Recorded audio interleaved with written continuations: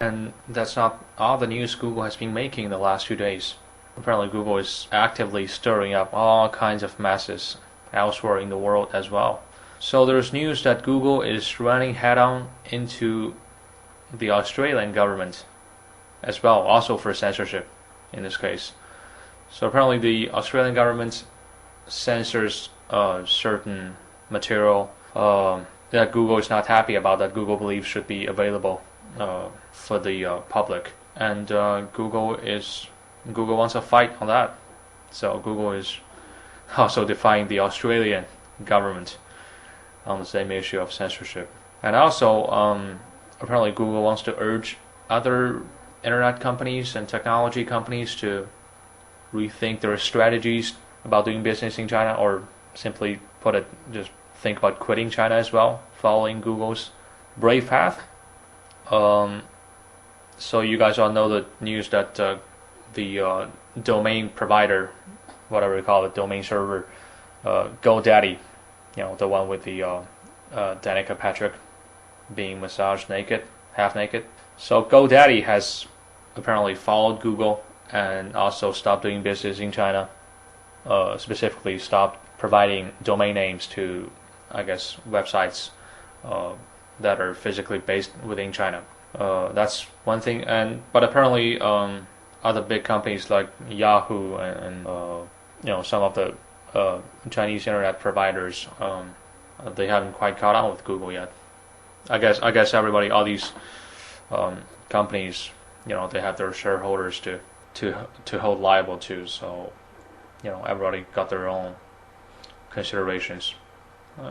It's understandable. But the real interesting news is that Google is actively cooperating now with the U.S. federal government. So you'll hear that the State Department is actively seeking ways to support Google in this case. So the State Department is thinking about how they can open dialogues with the Chinese government on these issues and try to voice their support for Google and trying to get China to open its internet, make it free of censorship, so on and so forth. So that's rather interesting stuff there, because Google is the multi-billion-dollar corporation, internet giant, number one search engine in the world that is known as Google, pairs up with Uncle Sam. Now you tell me, isn't that the greatest match made in heaven ever? No kidding. One of the founders of Google, Sergey Brin, said that he's really disappointed in Yahoo because given the situation, Yahoo decides not to pull out of China, but instead decides to continue to do business in China. When you have people like him essentially pointing fingers at fellow companies in the same industry, that just doesn't seem right? It doesn't seem very right to me. And even worse, when Google tried to get the US government involved in this whole mess, to me things just get really fishy. I'm sorry, but something just doesn't feel right here. Something just doesn't feel right. So now that Google has left China, sort of, not entirely, but sort of, some people appear to be really happy and almost exhilarated by this news. Admittedly, most of them Chinese. Like them, I'm fed up with this. I'm kind of tired of this whole just too much drama, dragging for too long, and by the end, almost everybody is waiting for some kind of an end put to this, right? But I'm not really like them because I don't feel the slightest bit of joy at all of any kind. Because I look at this at the end, this is just a really sad situation for basically all players involved. Okay, there is no winner here. Nobody wins. Well, you can make the argument that Google gives itself a really good image, which would probably benefit them in the long run. Google probably scores a lot of political points. Yeah, I guess you can say that. But in general, nobody really gains a lot.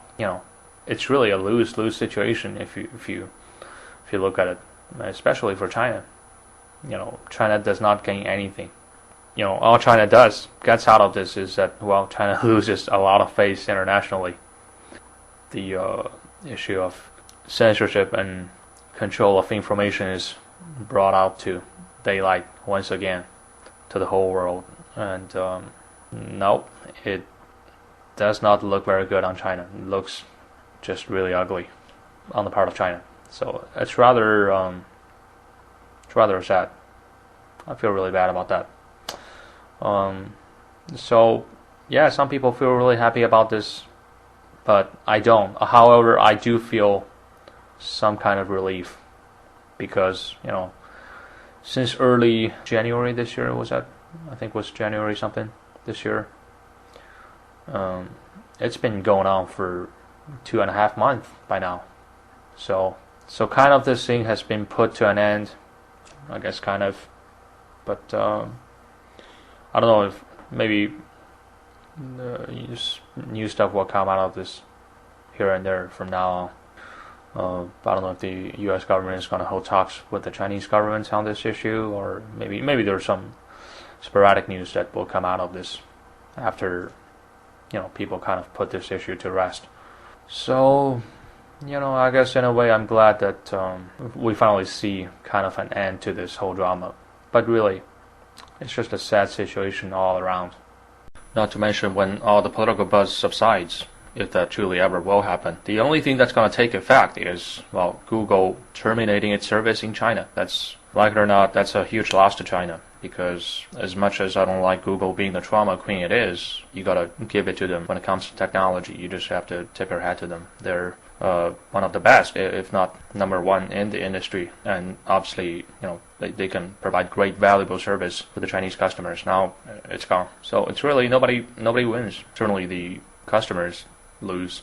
Now that being said, however, I doubt Google will be terribly missed by too many Chinese. Obviously Google will be missed, and Google is being sympathized with by some Chinese, of course. There are always this group that they decide to side with Google and just put out the blame on the Chinese government, which, obviously they're entitled to their opinions. But in general, I think during this whole long, winding political process, Google really turned off a lot of its even loyal customers. People were not happy with Google politicizing the whole thing. And understandably, if you're Chinese, Google try to make our country look bad. Turn so that you start to dislike it. So in a way, this thing has been put to an end for now, if not for good. We don't know if any future development will come out of this. I'm sure there will be some developments to continue. Who knows, maybe by early next year, some new stuff will come out and do another segment on this whole eternally developing story. So this would be my second segment on the Google versus China story, which already seems to be everlasting, I guess, such as also the perennial battle between China and the United States. So yeah, thanks for listening, and comments are welcome. 感谢收听，欢迎评论。